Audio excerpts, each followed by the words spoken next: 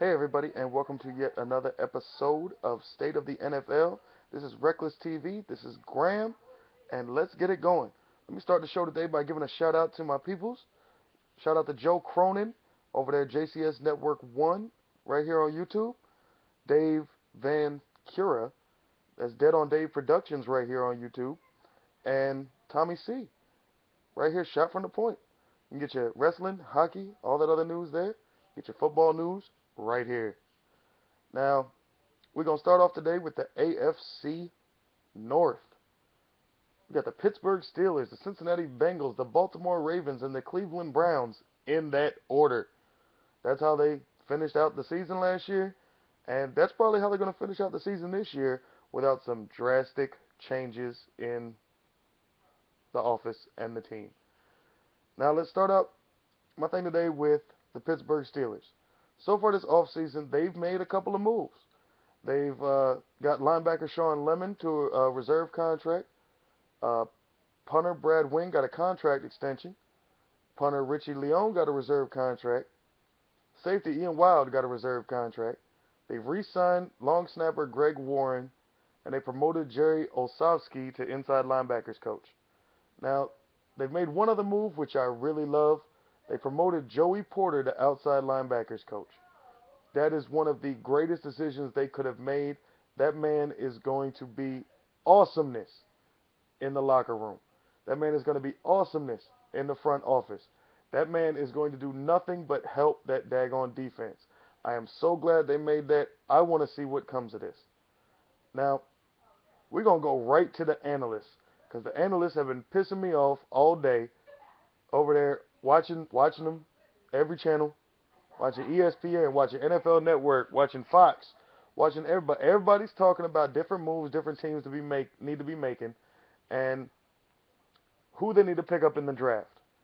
Now, the analysts that I look at suggest P.J. Williams, the cornerback from Florida, Kevin Johnson, the cornerback from Wake Forest, Vic Beasley, the outside linebacker from Clemson, or Malcolm Brown, the D tackle from Texas. No brainer, guys. Vic Beasley. When you got somebody like Joey Porter that's going to be sitting there telling him what to do, telling him to play like him, telling him to play better than him, telling him to be all he can be, man, that boy is going to be a beast. Yes, I'm old enough that I can call him boy. All right? Vic Beasley is the pick. I don't care. Nobody touch Vic Beasley. Let the Steelers get him and watch what happens. Now, we're going to move on because I'm doing a quick video today. We're going to move on to the Cincinnati Bengals. Cincinnati Bengals have made a few moves this offseason. They've signed James Wilder, the running back, to a reserve contract. They've signed defensive end Sam Montgomery to a reserve contract. And they've signed the free agent offensive tackle Matthew O'Donnell. I see what they're doing. They're trying to get some more protection to keep their quarterback off his butt, which he spent so much time being last year. Now, at number 2 in the division, could have been number 1 without that tie. They don't need to do much to have a better team, but they're going to need to do a little bit more to keep the quarterback safe to get them 2 more wins that they need, 2 to 3 more wins that they need to take the division, make it to the playoffs, and become a Super Bowl contender. Now, according to the analysts, again, whom I don't always agree with, they need to pick up either Bud Dupree, the outside linebacker from Kentucky, Eric Armstead, the defensive tackle from Oregon, Shaq Thompson, the outside linebacker from Washington, or Andrus Peat, the offensive tackle from Stanford. Like I said, keep your quarterback off his butt, grab Andrus Peat. All right? More protection for him will move you forward and get you further a long ways. You guys might be able to take the Steelers in the division this year. Y'all might be able to move on and become contenders. Now, moving on. Let's get to the Baltimore Ravens. Me, I'll get into it on another video. I'm not a huge fan of the Ravens. I have to like the Ravens because of where I was born and raised, but I really don't like them that much because they ain't nothing but the Baltimore Colts to me. But here we go. So far this offseason, they have terminated veteran defensive tackle Terrence Cody And they've done one of my favorite picks of any team this offseason by signing wide receiver Aldrick Robinson to a reserve contract. Now, if they get into a really good contract deal with him, Aldrick Robinson will be a monster. For those of you who don't know who Aldrick Robinson is, if you look back at the 2013-2014 season, whenever RG3 got hurt and Kirk Cousins needed somebody to get the ball to, Aldrick Robinson was that guy. He is a great slot receiver. I even think he might be able to play number one receiver. But look, he can burn D-backs, he'll burn safeties, he's quick on his feet, and he's got hands like a monster.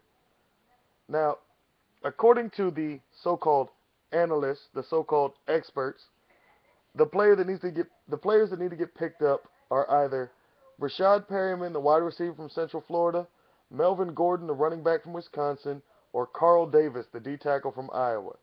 Now, you just grabbed Aldrick Robinson. You're fine at wide receiver, so Perryman to me is off the table. Your running back situation, yeah, it does need a little bit of work, but Melvin Gordon is not what you need. Grab Carl Davis, the defensive tackle. You just lost Cody. You've got a gap in that defense. Fill the gap. Move forward. All right. Now let's move on to the final team in the division, the last team in the division, the team in the NFL with almost as much controversy right now as the New England Patriots, the Cleveland freaking Browns, the Baltimore Ravens, the Cleveland Browns. But so far this offseason, they've been getting some screwy press, some screwy publicity. They've got a backup starting whatever kind of quarterback he is, checked himself into rehab, and they've got freaking Josh Gordon, who is a moron. Okay? So far this offseason, of course, they've lost Johnny Manziel to the daggone rehab. They've got Brian Hoyer. He wants to come back, might not come back. So, to me right now, they're quarterback-less. Okay? And Josh Gordon is suspended for at least another freaking year. Come on. I mean, your freaking offense is dead now. All right? So you're going to need to move on and find something to try to fix it. Now, the only plus side to this offseason for you Browns is the fact that you have 2 draft picks. You got number 12 and number 19. Now, regardless of who the quarterback is, a semi-okay quarterback can complete a lot of passes to some awesome receivers.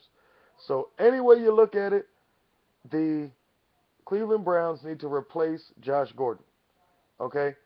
One receiver in this draft class, I don't think that there's a single receiver that could match up with Josh Gordon, but you're going to need to get 2 receivers, in my opinion, with those 2 first-round picks to mess around and make one Josh Gordon. Now, let's go to the analysts again and who they think they should pick.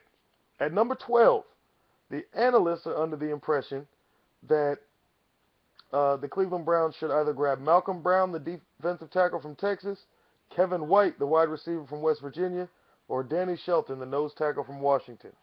Duh, I already said it. Kevin White, that's your pick. He's no Josh Gordon, but if you go down at number 19 and there's another decent receiver available, grab him. All right? Number 19, the analysts, finally, the analysts are with me a little bit. We got Devin Funchess, the wide receiver from Michigan, Benardrick McKinney, the inside linebacker from Mississippi State, Jordan Phillips, the nose tackle from Oklahoma, or Jalen Strong, the wide receiver from Arizona State. Now, looking at these 2 wide receivers, because I am picking one of these wide receivers for Cleveland, but looking at the 2 of them, out of the 2 of them, I'd take Devin Funchess. All right? If you put Devin Funchess in the slot with Kevin White on the outside, or even vice versa, all right, between the speed, the agility, the power of these 2 guys, these guys right here would help to make your team. All right? You'll be able to replace your Josh Gordon. Even if you had Brian Hoyer back there in quarterback, if he had these 2 receivers, plus the receivers that are already on the depth chart available, you wouldn't have a problem. Now, I hope y'all enjoyed the video. I'm going to move on with another one here soon. I've already gone 10 minutes. Y'all will get the next video as soon as I can.